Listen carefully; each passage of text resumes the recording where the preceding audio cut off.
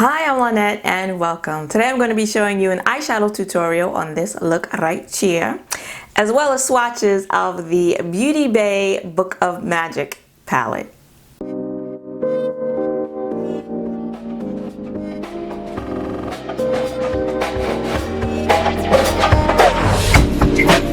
So in my last haul of 2020, I showed you this palette that I recently picked up from Beauty Bay, and it is gorgeous. I mean, the packaging, beautiful.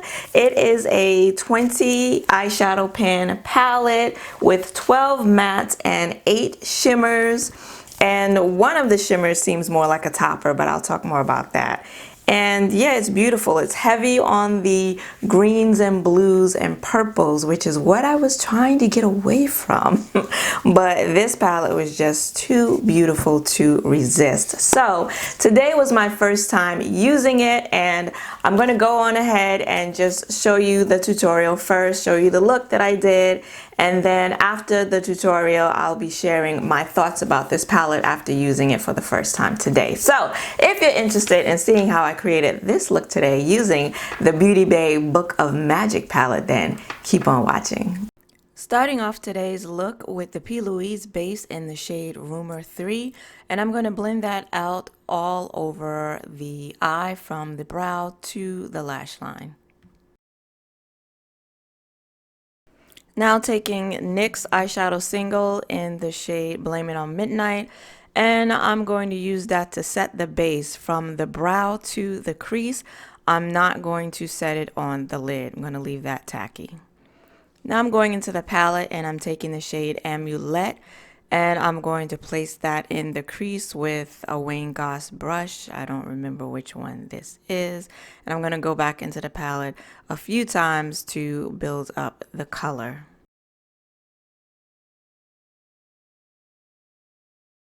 Now I'm taking the shade Wish and another Wayne Goss brush, but this one is a smaller one, much smaller one. And I'm going to place that in the inner part of the crease.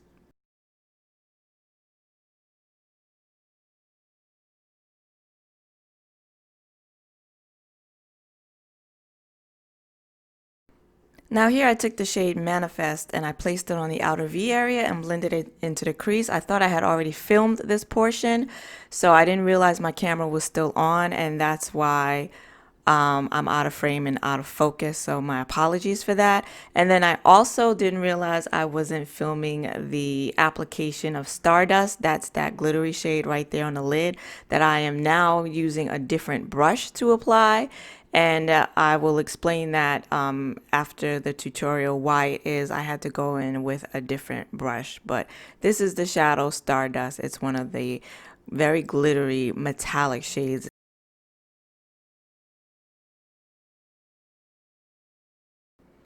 And now just going back in with Manifest to make sure I don't lose the intensity of the darkness around the lid.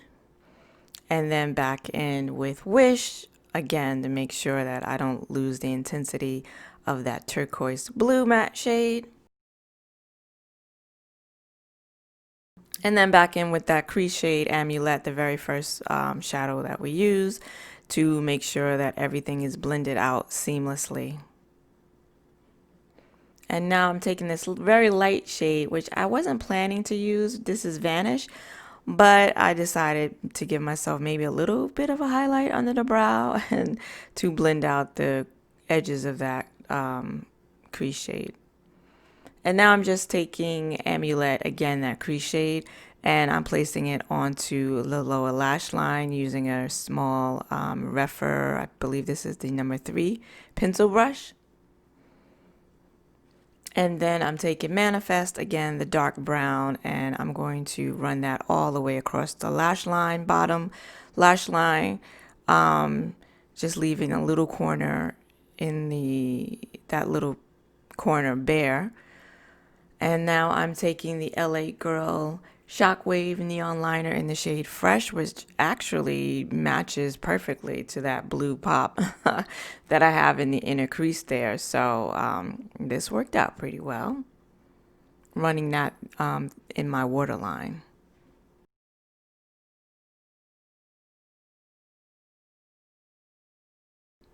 Now going back into the palette, and I'm taking Crystal on a Makeup Geek pencil brush, and that's going to be my inner corner highlight. I use this shade dry. I use that lid shade wet.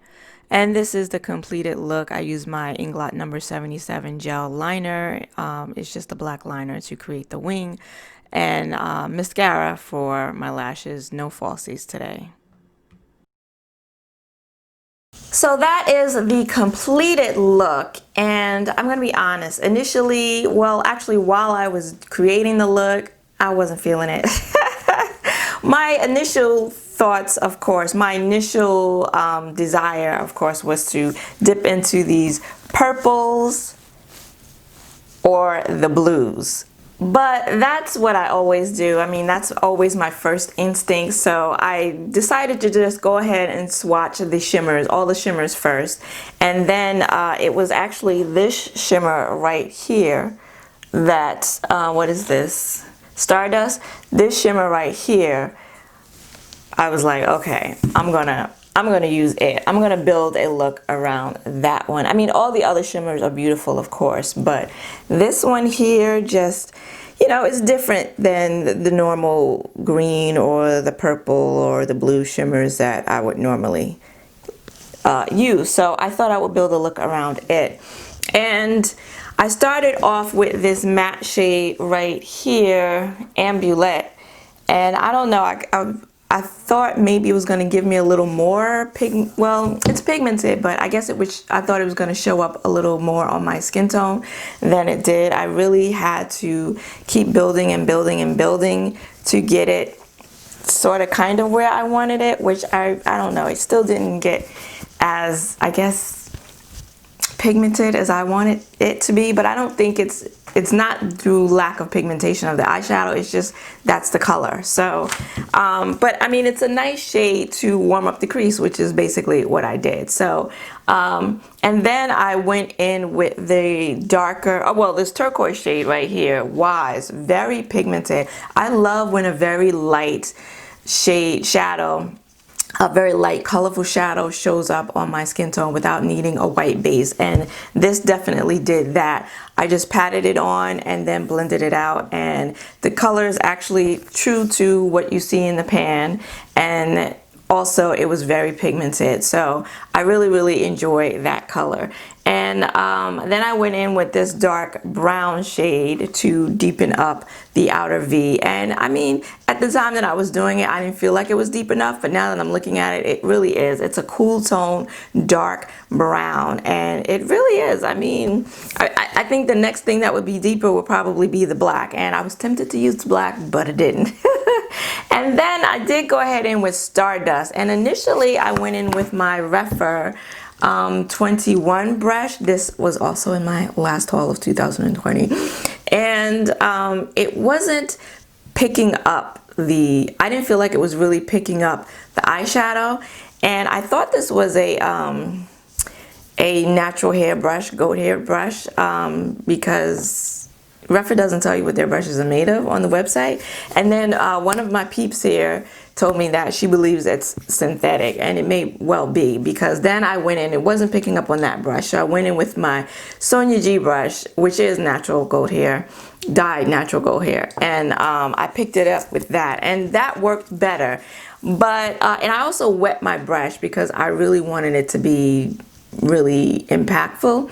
But I don't know, I felt like as I was putting it on, I wasn't getting the va-va-voom that I thought I was going to get, and thinking about the swatch that I did. But of course the finger swatch is going to be more heavily concentrated than brush application, so I really shouldn't have judged it by that.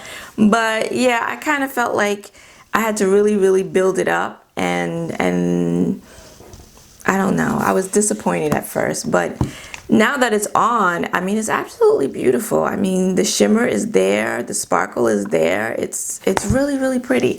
So I think you would probably get the same shimmeriest.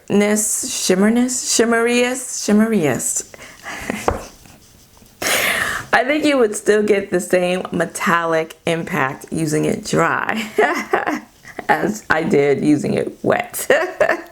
So yeah, it turns out pretty. And then I use this shadow, Crystal. This is another one of the metallics that this is a duochrome, and it's got like a lot of green in it. It's like this turquoise green. Really pretty. It actually is very similar. It actually has some pink in it too. It's very similar to a shadow in the ColourPop Baroque palette, but that one has a little more pink. But this one here to me is, I don't know, it seems more like a topper when I swatch it because it's very thin. And that's what I noticed about the from swatching and from using these shadows today, that the metallic formula seems to be really thin, but it does give you a lot of shimmer. And this eyeshadow Stardust, there was a lot of fallout. I have glitter flecks all over my face. So you may, and that was using it wet, so you may want to go in with a glitter glue to try to help. I don't know how much that will help, but yeah, I did have fallout all over, so just be aware of that. But it applied very nicely. I used it dry and it applied very nicely in the inner corner, and I didn't feel like it was as difficult to pick up on my synthetic pencil brush as Stardust was. So now that it's all completed and done, and I didn't even put any lashes on today, which, you know, I probably should have, but I didn't. I think the look came out really nicely. Might not have been what I was going for initially, or what in my mind I thought I was going to do, or how it was going to look, but I think in the end it did come out to be a nice look. So the mattes, I do want to note also, the mattes are very powdery. So be aware, there's a lot of kick up in the pan when I put in my brush, and then I did get, when swatching it, I got a lot of the matte shadow on my desk, but they're pigmented, they blend out nicely, and they all showed up, so it's a win-win. In my book, it's a winning formula, and they feel really soft and smooth, which is really nice, especially from mattes. So far so good. This palette performs similarly to the Bright Color 42 matte eyeshadow palette that I recently picked up from Beauty Bay as well. Of course, you're going to see more looks with this palette. I am definitely going to dive into these purples and to these blues. I really had to talk myself out of doing that today, but those looks will be coming up. So if you're not already subscribed, go ahead and do so and ring the notification bell so that when they do go up, you will be notified. Let me know what you think of the look and what you think of what you saw of this palette. Do you have it? Did you pick it up during the sales? Let me know down below. If you liked this video, then please give it a like, consider subscribing, because I'm here every Saturday with makeup tutorials, hauls, swatches, and reviews. I want to thank you for joining me today. I hope to see you again next week. Until then, bye-bye.